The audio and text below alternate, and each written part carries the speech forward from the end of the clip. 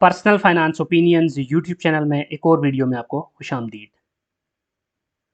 एक दो दिन पहले पाकिस्तान का फाइनेंशियल ईयर 2023-2024 का बजट पेश किया गया और इस हवाले से वीडियो बनाना बहुत ज़रूरी थी, जिसमें ये डिस्कस किया जाए कि पाकिस्तान स्टॉक मार्केट के लिए इस बजट के अंदर क्या चीज़ अच्छी है और क्या चीज़ बुरी है। वैसे तो ये वीडियो मुझे वीकेंड पे ही बना लेनी चाहिए थी, लेकिन कुछ मसरूफियात की वजह से थोड़ी सी ताख़ीर हो गई। बहरहाल इट्स स्टिल रेलेवेंट और बहुत इम्पॉर्टेंट है कि स्टॉक मार्केट के अंदर जो कंपनीज लिस्टेड हैं, उनके जो बिजनेसेस हैं और ओवरऑल जो स्टॉक मार्केट है, उसके हवाले से बजट के अंदर किस तरह की इंफॉर्मेशन है, किस तरह के स्टेप्स गवर्नमेंट की तरफ से लिए जा रहे हैं और गवर्नमेंट की तरफ से जो भी स्टेप्स उठाए जाते हैं उसका डायरेक्टली और indirectly in any case stock market पे लाजमी असर पड़ता है। और ये सारी चीज़ें आज जो मोटी मोटी चीज़ें इसमें से वो हाई लेवल के ऊपर इस वीडियो में डिस्कस की जाएंगी। सबसे पहले जो पॉजिटिव इम्पैक्ट्स हैं उनको डिस्कस किया जाएगा और जो सबसे इम्पॉर्टेंट चीज़ मुझे नज़र आई वो आईटी सेक्टर है। आईटी सेक्टर को इस बजट के अंदर बाकी सेक्टर्स के मुकाबले में बेहतर तौर पे इंसेंटिवाइज़ करने की कोशिश की गई और इसमें जो बड़ा पॉइंट है वो ये है कि सॉफ्टवेयर और हार्डवेयर की जो इम्पोर्ट्स हैं जो कि रिक्वायर्ड होती हैं आईटी सेक्टर के लिए, उस पे टैक्स एग्जेम्पशन दी गई है। और साथ-साथ आईटी से रिलेटेड ही फ्रीलांसिंग जो है, फ्रीलांसर्स के लिए जो टैक्स फ़िक्स टैक्स रेजीम के तहत 0.25% टैक्स उनके ऊपर अप्लाई होता है।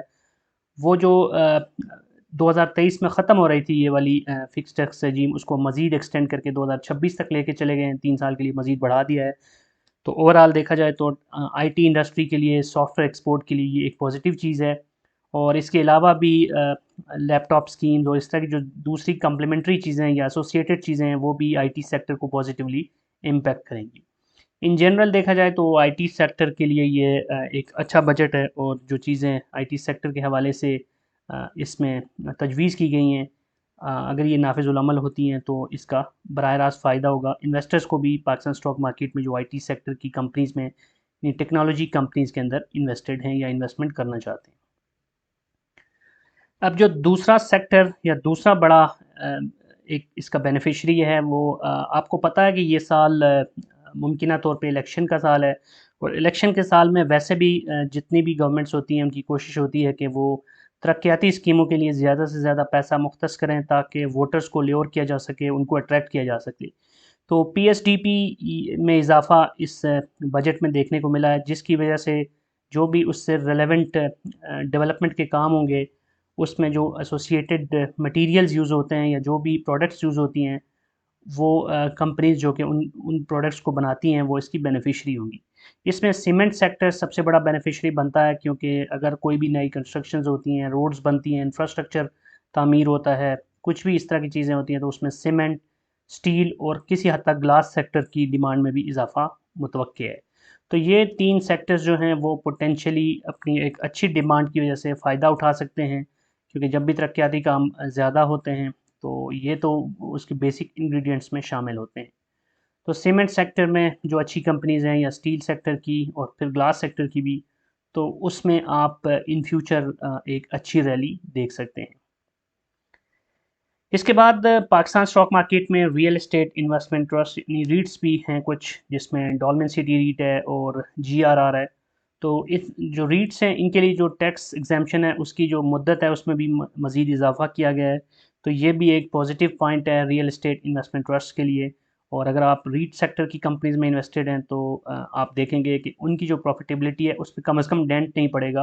अगर कोई इसमें टैक्स छूट ख़त्म कर दी जाती है या टैक्सेस बढ़ा दिए जाते, कोई भी इस तरह का नेगेटिव डिसीजन होता, तो उसकी वजह से रीट्स की जो प्रॉफिटेबिलिटी है वो मुतासर होती, लेकिन ऐसा नहीं हुआ। इस लिहाज से देखा जाए तो ये भी एक पॉजिटिव सेक्टर है और एक बेनिफिशरी है इस बजट का।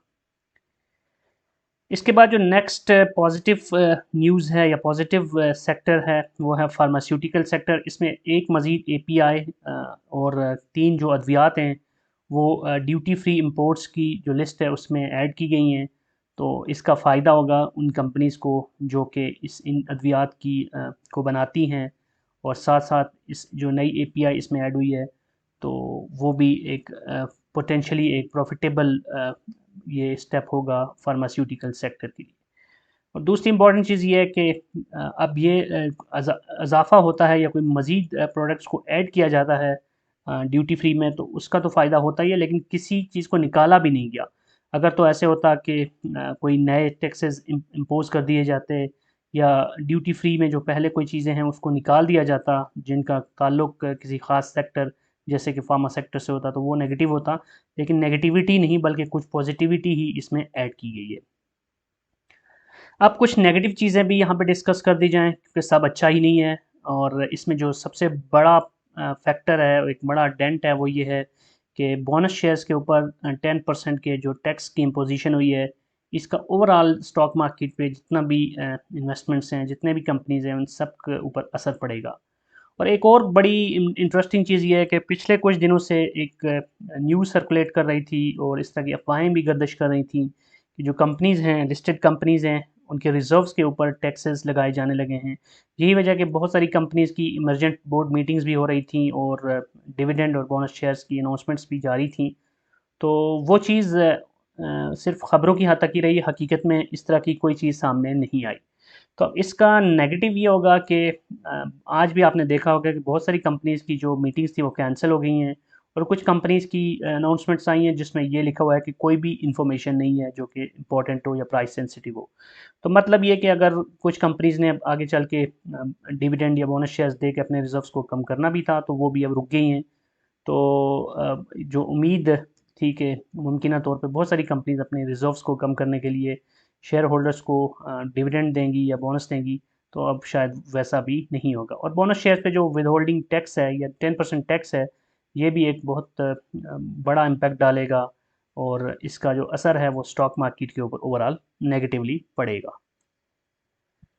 एक और जो नेगेटिव पॉइंट इस बजट की जो स्पीच है या इनिशियल जो इसकी प्रपोज़ल है उसमें से अख़ज़ किया जा सकता है, वो ये है कि टेक्सटाइल और लेदर की जो प्रोडक्ट्स हैं, इसकी जो रिटेल फ़रोख्त होती है उसके ऊपर जो टैक्स की शरह है वो 12% से बढ़ा के 15% कर दी गई है। तो इसका भी एक नेगेटिव इम्पैक्ट देखने को मिलेगा टेक्सटाइल सेक्टर पे। तो वैसे तो टेक्सटाइल सेक्टर पिछले कुछ अरसे से मार ही खा रहा है, एक्सपोर्ट्स भी कोई इतनी अच्छी नहीं है, बाहर की डिमांड्स में भी फ़र्क पड़ा हुआ है, और टेक्सटाइल सेक्टर का हमने देखा कि प्रॉफिटेबिलिटी भी काफ़ी ज़्यादा इम्पैक्ट हुई है। प्लस उनको गैस की प्रोविज़न के हवाले से देखा जाए और बिजली की, तो वहाँ पर भी उनको प्रॉब्लम्स आती हैं। और रीसेंट पास्ट में अगर बात की जाए तो इम्पोर्ट के ऊपर जो बैन्स हैं, एलसीज़ के हवाले से की ओपनिंग के हवाले से जो मुश्किलात हैं, उसका असर भी जहाँ और सारे सेक्टर्स पे पड़ा है, वहाँ टेक्सटाइल सेक्टर पे भी पड़ा है। तो ये सारी चीज़ें मिला के ऑलरेडी टेक्सटाइल सेक्टर काफ़ी ज़्यादा मार खा रहा था। तो अब ये जो इज़ाफ़ा है टैक्स की शरह में, कोई बहुत बड़ा इज़ाफ़ा तो ख़ैर नहीं, लेकिन फिर भी इसका भी नेगेटिव असर ज़रूर होगा। क्योंकि पॉजिटिव साइड पे अगर देखा जाए तो अगर कोई टेक्सटाइल सेक्टर्स के लिए कोई नए इंसेंटिव्स अनाउंस होते, कुछ इस तरह की चीज़ें पॉलिसी में आती, तो वो ज़रूर एक अच्छा असर डालती। लेकिन एज़ सच पॉजिटिव साइड पे कुछ भी नहीं हुआ टेक्सटाइल सेक्टर के लिए। अब एक और जो सेक्टर मार खाने लगा है वो है बैंकिंग सेक्टर। आपने देखा होगा कि सुपर टैक्स के हवाले से सुपर टैक्स ताहाल बरकरार है, पहले भी था और अब उसमें मज़ीद कुछ नई चेंजेस की गई हैं, और ये चेंजेस भी नेगेटिव ही हैं एज एन इन्वेस्टर। और फिर नॉन फाइलर्स पे जो कैश विड्रॉल की टैक्स की शरह है, उसमें भी इजाफा कर दिया गया है। तो अब इसका नुकसान ये होगा कि लोग बैंकिंग चैनल के बजाय कैश ट्रांजैक्शन की तरफ ज़्यादा जाएंगे, और सुपर टैक्स भी उन कंपनीज पे लगता है जिनके एक ख़ास शरह से ज़्यादा प्रॉफिट होता है, ख़ास अमाउंट से ज़्यादा होता है। तो बैंकिंग सेक्टर एक ऐसा सेक्टर है जो इसमें सबसे ज़्यादा बेनिफिशियरी होता है, सबसे ज़्यादा उसी के ऊपर एक उसको जो प्रॉफिट होता है ज़्यादा होता है, और सुपर टैक्स भी ज़्यादा इम्पोज़ होता है। तो नॉन फाइलर्स के ऊपर जो एडिशनल कैश विड्रॉल के हवाले से टैक्स है और फिर सुपर टैक्स, ये दोनों चीज़ें बैंकिंग सेक्टर के ऊपर नेगेटिवली इम्पैक्ट डालेंगी।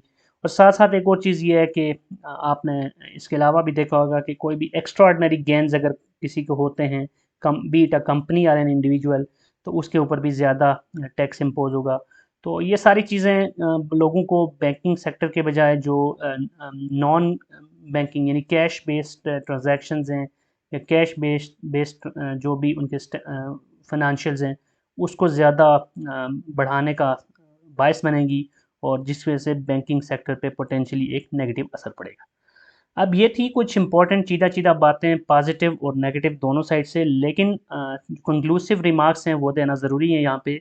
वो ये है कि इस वक्त जो बजट है, मेरी जो पर्सनल ओपिनियन है या जो मेरी पर्सनल ऑब्जर्वेशन है उसके मुताबिक कुछ ही महीनों के बाद इनको लाजमी तौर पे एक मिनी बजट लाना पड़ेगा जिसमें बहुत सारी चेंजेस होंगी।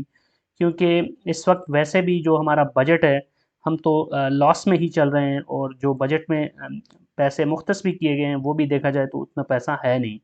तो ज़ाहिर है इनको अब जो आगे उम्मीद है कि आईएमएफ के साथ डील अगर बन जाती है, कुछ कैश का इनफ्लो आता है, तो अभी जाके चीज़ें कुछ हद तक बेहतर हो सकती हैं। और एक और इम्पॉर्टेंट चीज़ ये है कि इलेक्शन से पहले जो इस तरह का बजट होता है उसमें तो लोगों को काफ़ी ज़्यादा सबज़-बाग भी दिखाए जाते हैं और कोशिश की जाती है कि लोगों को खुश किया जाए ताकि वोटर्स को अट्रैक्ट किया जा सके। लेकिन रियल सेंस में देखा जाए तो अब अपने जो इनके तखमीने होते हैं उनको कैसे ये पूरा कर सकते हैं, अपनी फाइनेंसिंग को कैसे इंश्योर कर सकते हैं, कैश फ्लो कैसे जनरेट हो सकता है, ये सारी चीज़ें कोई आसान नहीं है इन द गिवन सर्कमस्टांसेस। तो लेट्स सी कि आगे चलकर अब किस हद तक ये सारी चीज़ें इम्प्लीमेंट हो सकती हैं, कैसे जो बजट के टारगेट्स हैं, जो जीडीपी ग्रोथ के जो टारगेट्स इन्होंने रखे हैं जो कि काफ़ी अनरियलिस्टिक लग रहे हैं, उनको पूरा किया जाता है। प्लस इन्होंने जो तनख्वाहों में इजाफ़ा किया है ख़ास तौर पे सरकारी मुलाज़मीन की, वो तो एक ख़ास परसेंटेज ऑफ पीपल है, लेकिन जो मेजॉरिटी में पाकिस्तान में प्राइवेट सेक्टर है वो ऑलरेडी ही बहुत ज़्यादा जो इन्फ्लेशन बढ़ रही है उसकी वजह से मार खा रहा है। तो उन लोगों के लिए क्या होता है ये देखना पड़ेगा, वो लोग कैसे इस पे रिएक्ट करते हैं। क्योंकि पाकिस्तान स्टॉक मार्केट में भी अगर देखा जाए तो जो इन्वेस्टर्स हैं उसमें जो प्राइवेट्स, अगर इंडिविजुअल्स की बात की जाए ऑर्गेनाइजेशन से हट के, तो इंडिविजुअल्स में प्राइवेट सेक्टर के लोग ही ज़्यादा होते हैं। तो जब उनकी बाइंग पावर ही ऑलरेडी डिप्लीट होती जा रही है और ओवरऑल देखा जाए तो इकोनॉमिक इंडिकेटर्स भी अच्छे नहीं हैं, और साथ साथ जो स्टॉक मार्केट में इन्वेस्टर है उसके लिए दूसरे ऑप्शंस भी होते हैं। तो ये एक कंपैरेटिव टर्म में देखना होता है कि रियल एस्टेट सेक्टर को देखा जाए तो वहाँ पर हमने देखा कि ओवरसीज़ के लिए, ओवरसीज़ पाकिस्तानीज़ के लिए जो है ना 2% का जो एक टैक्स था उसकी एग्जम्पशन दी गई है। तो वो भी एक रीज़न बनेगा लोगों को अट्रैक्ट करने का towards real estate investments. Plus in general देखा जाए तो ओवरसीज़ पाकिस्तानीज़ को कुछ छोटे छोटे लॉलीपॉप्स तो दिखाए गए हैं, जैसे आपको थोड़ा-सा वीआईपी प्रोटोकॉल मिल जाएगा अगर आप एक स्पेसिफिक अमाउंट से ज़्यादा पैसे भेजते हैं, तो एक डायमंड कार्ड आपको मिलेगा, और फिर आपको बोर्डिंग के हवाले से आसानियाँ होंगी। ये वो चीज़ें जो कि इतनी ज़्यादा मीनिंगफुल नहीं हैं। जो लोग ऑलरेडी इतनी बड़ी अमाउंट में रेमिटेंसेस अगर भेज रहे होते हैं तो उनके लिए आप बिज़नेस क्लास में अपग्रेड का ऑप्शन देते हैं या इस तरह के छोटे-मोटे ऑप्शंस, तो वो इतने मैटर नहीं करते। तो मेरे ख़्याल में अगर मैं अपना पर्सनल ओपिनियन दूँ तो बजट कोई बहुत ज़्यादा इन्वेस्टमेंट फ्रेंडली नहीं है, और इसमें एज़ सच इतना कोई अट्रैक्टिव चीज़ें नहीं है कि जिसको देख के सरमायाकार स्टॉक मार्केट की तरफ या ओवरऑल पाकिस्तान की रियल एस्टेट की तरफ या किसी भी बिज़नेस की तरफ मारा आएगा। और गवर्नमेंट को थोड़ा-सा सीरियसली देखना पड़ेगा कि स्टॉक मार्केट को के बिज़नेस को बढ़ाने के लिए कुछ अच्छे इंसेंटिव्स या कुछ अच्छे इनको स्टेप्स लेने पड़ेंगे, तभी जाके लोग दोबारा से स्टॉक मार्केट की तरफ माइल होंगे। कुछ दिन पहले ही इसहाक डार साहब ने कहा था कि स्टॉक मार्केट को 2016 के जो लेवल है उस तक ले जाने के लिए कोशिश करेंगे, लेकिन जो बजट है उसमें सच ऐसा कुछ भी नहीं है। जो अनलिस्टेड कंपनीज़ हैं उनको लिस्ट करने के लिए कोई इंसेंटिव्स नहीं है। इसी तरह कैपिटल गेन टैक्स के हवाले से अगर देखा जाए तो वही तो जो फिक्स 12.5% है, होना ये चाहिए था कि इसमें भी कोई चेंज आती और कोई बेहतरी आती। लोग अगर ज़्यादा अरसे के लिए होल्डिंग्स करते हैं तो उनको लाज़मी तौर पे उसका फ़ायदा होना चाहिए। ये तो एक नामुनासिब सी बात है कि कोई अगर 5 साल के लिए होल्ड करता है किसी ख़ास सिक्योरिटी को, उस पे भी उतना ही कैपिटल गेन टैक्स लग रहा है जितना कि एक दिन के लिए होल्ड करने वाले पे लग रहा है। तो बहुत सारे और भी फैक्टर्स हैं जिसको देखने की ज़रूरत है स्टॉक मार्केट को के अंदर इन्वेस्टर्स को अट्रैक्ट करने के लिए, और साथ-साथ नए आईपीओज़ को अट्रैक्ट करने के लिए बहुत सारा गवर्नमेंट को सोचना पड़ेगा और अच्छे स्टेप्स लेने पड़ेंगे। अदरवाइज़ चीज़ें रेंज बाउंड ही रहेंगी। So that's it from this video. I hope कि जो इन्फॉर्मेशन इस वीडियो में कन्वे की गई आपके लिए ये इन्फॉर्मेटिव होगी और यूज़फुल होगी। अगर आपका कोई फीडबैक है तो आप कमेंट सेक्शन में लिख सकते हैं, और अगर आप किसी स्पेसिफिक टॉपिक पे चाहते हैं कि वीडियो बनाई जाए तो उस हवाले से भी अपनी राय दे सकते हैं। और अगर आपको ये वीडियो पसंद आई है तो चैनल को सब्सक्राइब करना, बेल आइकन को प्रेस करना और वीडियो को लाइक करना मत भूलिएगा। Thank you very much.